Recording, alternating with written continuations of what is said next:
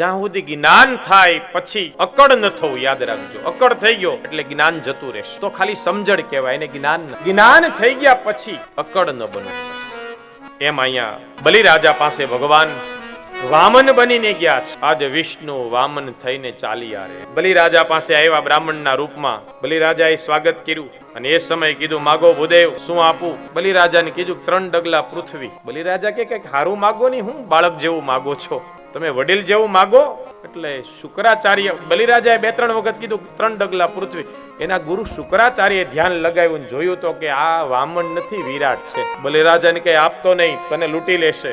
આ સાક્ષાત વિષ્ણુ તારે ત્યાં આવ્યા છે. બલિરાજા કે પ્રભુ ગુરુદેવ, તમે જ તો કીધું છે આંગણે આવેલા ને ખાલી મોકલાય નહીં. અને મારે ત્યાં આજે બ્રાહ્મણના વેશમાં ભગવાન આવ્યા છે ને યજ્ઞ ચાલુ હોય ને આપણે ત્યાં કોઈ સાધુ સંત આવે તો સમજી લેવાનું યજ્ઞ પૂર્ણ થયો કહેવાય, પિતૃઓને ગતિ મળી કહેવાય. અને તમે જ તો કીધું છે કે એકવાર હા પાડ્યા પછી જો દાન ન આપીએ ને તો નરકમાં પણ વાસ મળતો નથી. એટલે સંકલ્પ કરવાનું કીધું. હાથમાં પાણી આપવા માટે કમંડળ આમ કર્યું, પણ શુક્રાચાર્ય વિચાર કરે કે લાવ બલીને બચાવી લઉં. શુક્રાચાર્ય મહારાજ કમંડળમાં આડા આવી ગયા. યજ્ઞ શાળા હતી એટલે ભગવાન સંકલ્પ કરાવતા હતા, પાણી નીકળે નહીં એટલે દર્ભની સળી લઈને પેલા કમંડળના નાળચામાં નાખીને શુક્રાચાર્યની એક આંખ ફોડી નાખી.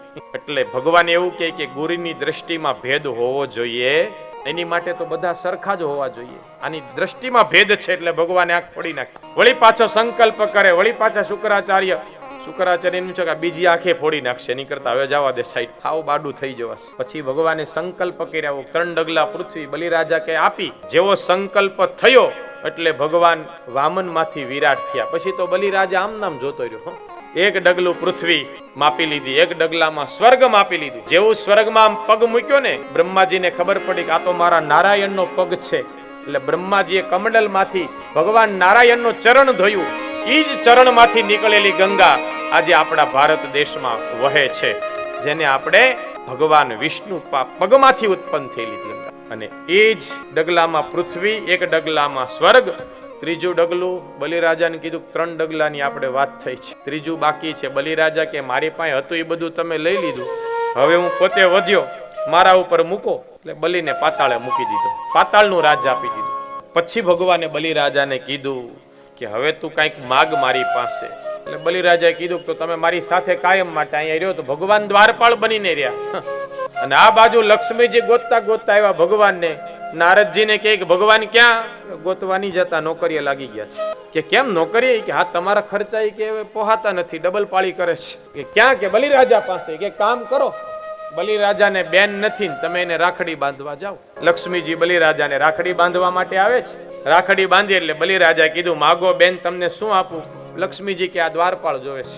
કે તમારી માટે દ્વારપાળ, પણ મારી માટે તો આ પતિ છે, હવે આને મુક્ત કરો. અને ભગવાન જતા જતા બલિરાજાને કે હજી કાંઈક માગી લે, હજી જે જોવે તો માગી લે.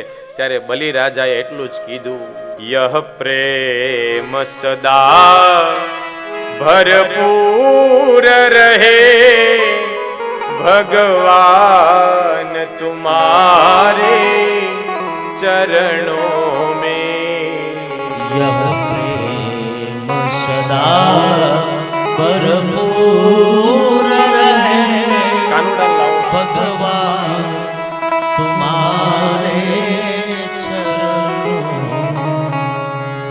आँखों में सदा ये ध्यान रहे, आँखों में सदा ये ध्यान रहे, और मन चरणों में लगा रहे, और मन चरणों में लगा रहे, यह अंत समय की अरज रहे, भगवान तुम्हारे चरणों में, यह अंत समय की अरज रहे, भगवान तुम्हारे चरणों.